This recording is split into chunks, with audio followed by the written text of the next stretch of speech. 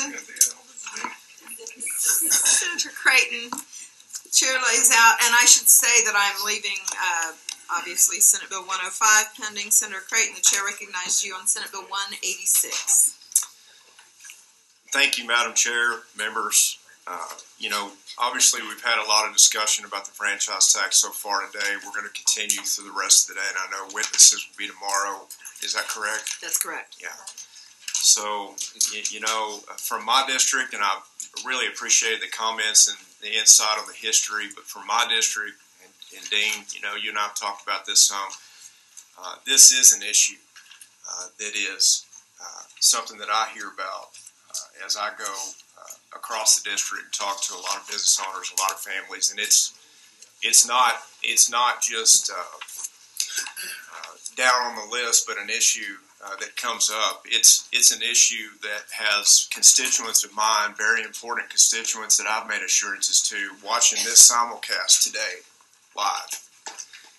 And their expectations for me to deliver and to advocate for relief on the franchise tax and a reevaluation of the entire premise behind it.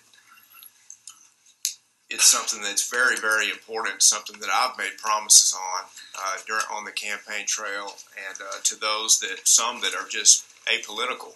It's not really about me running for office. It's just about how do we reevaluate where we are in Texas on charging a gross margins tax, where at its fundamental core,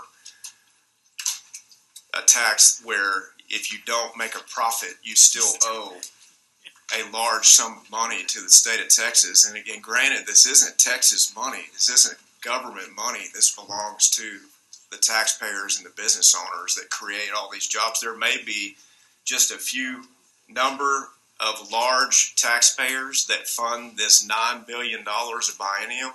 Let's say it's one. Let's don't say that it's 50,000 out of 1 million that pay the tax. Let's just say it's one taxpayer. Is it right? And does that one taxpayer in that hypothetical that creates jobs for how many? Every 25 to 26 million Texans. And as we compare every economic variable and category that we've been so proud of in passing California and New York, where we were considered backwater to those states for years in the 70s and 80s, they have every available reason why they should be ahead of us in certain categories, but yet we've passed them. And it's because of our state legislature, right? It's not because of the federal government, correct? That is correct. So if our state legislature has the bright minds across both parties to pass these states in every economic category and to lead in the business categories to prop up 49 other states in this nation, then why could we not make a bold move to reevaluate exactly how we assess this tax? And under Senate Bill 186, I'm asking for the comptroller to look into alternatives for how we assess this tax,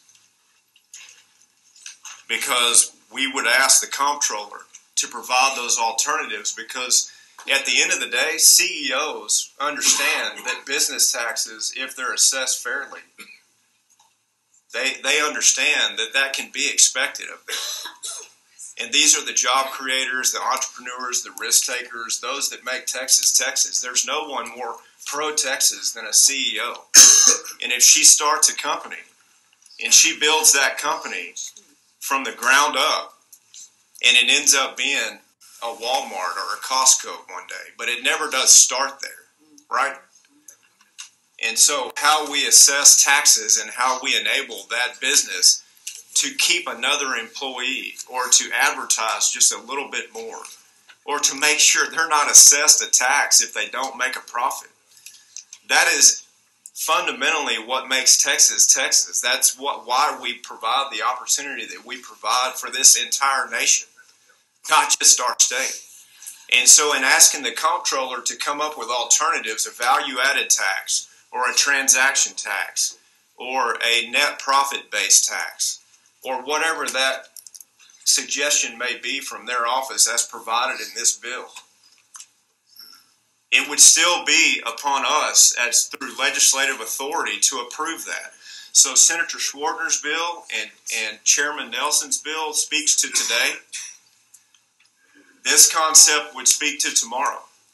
And I would ask for your full consideration on addressing not just the rearview mirror, as Chairman Nelson said, but where we are headed next, and we can do this.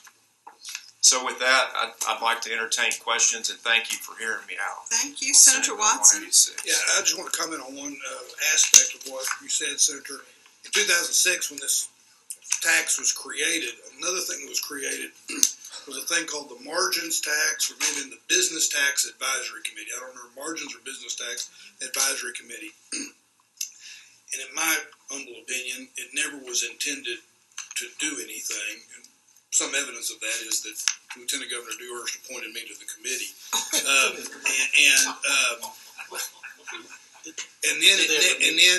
It met, but I'd never been on a committee that worked harder to avoid its name in my life, because the chair and the committee worked very hard not to provide any advice about how we might improve that tax, what we might do to make it better and more functional. And in my view, that's one of the problems with what we're doing here today, is that what we've not done is we've not done a systematic analysis of what the future might look like, looking at some of the failures of the past, but looking at what the future might hold, what we might need in terms of revenue streams and things like that, the impact it could have on businesses and jobs and those sorts of things. And instead what we're doing is we're reacting to concerns in kind of a piecemeal fashion. I would be very supportive of us putting together some sort of review going forward where we actually had an advisory committee that provided advice, because I think it would be helpful, and it would help in coming up with better ideas and more discussion. So I appreciate that you bring that up. I just think one of the other failings of this tax, when it hadn't met the projections, is that it also, that advisory committee was a failure in my view. Thank you, Madam Chair. Senator Betancourt. Thank you, Madam Chair.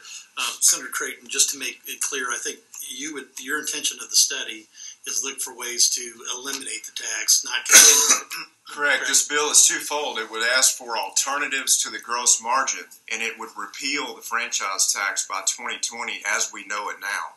So it would be, again, this couples together with exactly what our goals are now, which is to handle today. But it fits very well within the aspect of what we do tomorrow. If we take no action, there is no repeal. If the comptroller provides alternatives that are not palatable for what we see as the future that we need to go forward with on the way this tax looks for businesses, then we keep the status quo. But if we see alternatives to a gross margin, and it seems across this panel that we'd like to find one, if we see that recommendation from the comptroller as an alternative would be something that we could digest on behalf of Texans, then it would sunset this tax as we know it now by 2020. And it gives us time as a legislature to be thoughtful and deliberative along that path. Again, it does not subvert our goals for the bills that we will advance this session. But I would ask you to consider these aspects and these suggestions in tandem with our goals that the committee has in the immediate time frame. Thank you, Senator. Thank you, Madam Chair. Thank you. I'm going to leave Senate Bill 186 pending and recognize Senator Creighton on Senate Bill 330.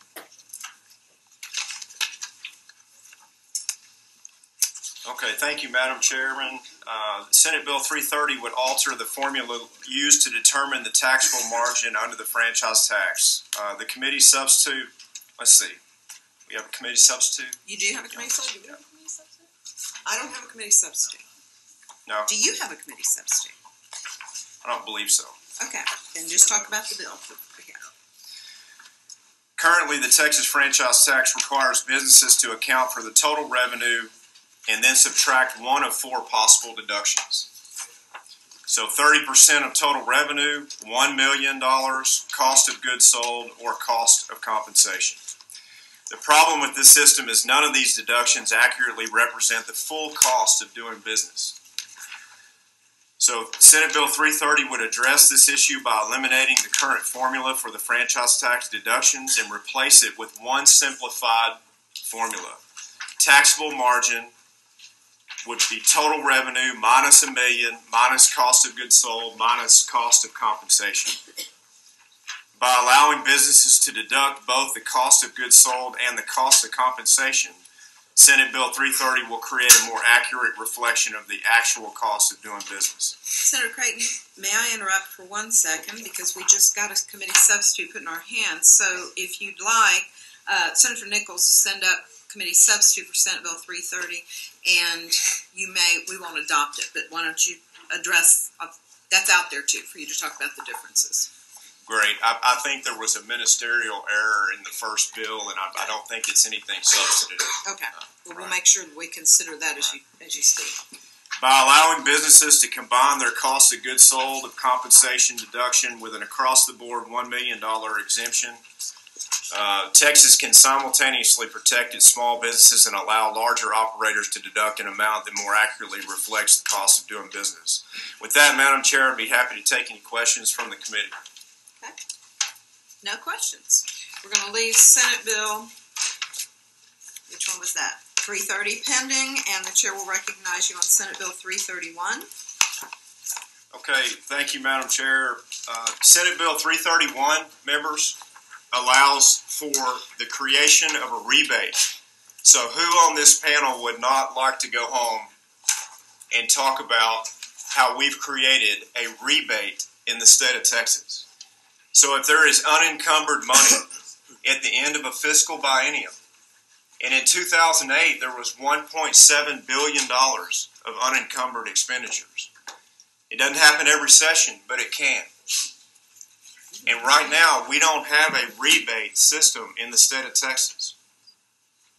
And so at the way that we allocate the franchise tax and the way that we administer the collection of that tax, we can, in turn, think outside the box and create a pro rata rebate for those unencumbered funds to go back to the very taxpayers that are generating this economic engine for North America.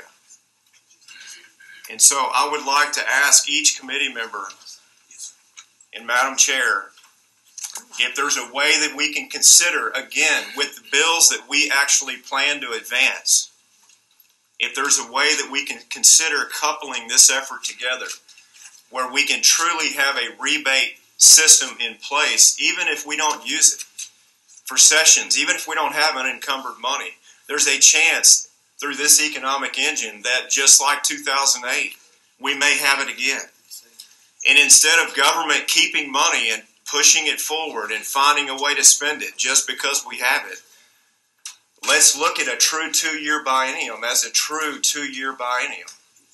And if we have unencumbered expenditures because of all of your great ideas that have come to fruition, like transparency and efficiency and accountability and the things that we have truly put into place to work, and when it works and we have money left over in this biennium, let's make it make a difference. Let's show that the culture within state government is to return it to the taxpayers. And if it's a taxpayer that pays 10% of the franchise tax, then they'll receive 10% of the unencumbered funds. It's true pro rata return to those that create this economic engine in your districts. And so with that, I would answer any questions and thank you again for your consideration. Senator Creighton, am I reading this correctly that half, if there's unexpended balance, half of it would go to rainy day fund and the other half would go back in a rebate fund? Correct. One half of the unspent balance would still go to the rainy day fund, and the remaining quarter would be returned to general revenue. So again, this in no way changes how money flows to the ESF.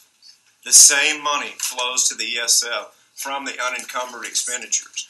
But there is a percentage of that money that goes to general revenue. And we are suggesting that half of that money be returned as a rebate system to franchise taxpayers equally, in fairness, in the way that as we assessed it and we talk about the unfairness of the gross margin, that in fairness, when that money unencumbered that we have at the end of the fiscal biennium, we return to them in a fair manner. And the chair will lay out, there are no other questions, chair lays out SJR 23, and SJR 23 is your constitutional amendment, correct, that would couple relate, together with thank the you, second. that's Yes. the word I was looking for, Yes. to Senate Bill 331. Yes. Okay, anything else you want to say about that, the SJR? No, the SJR is written in very plain language and just explains the creation of a rebate process for unencumbered funds collected for the biennium. Perfect. Thank you. Any questions? Thank you for coming before the committee. We're going to leave those bills pending.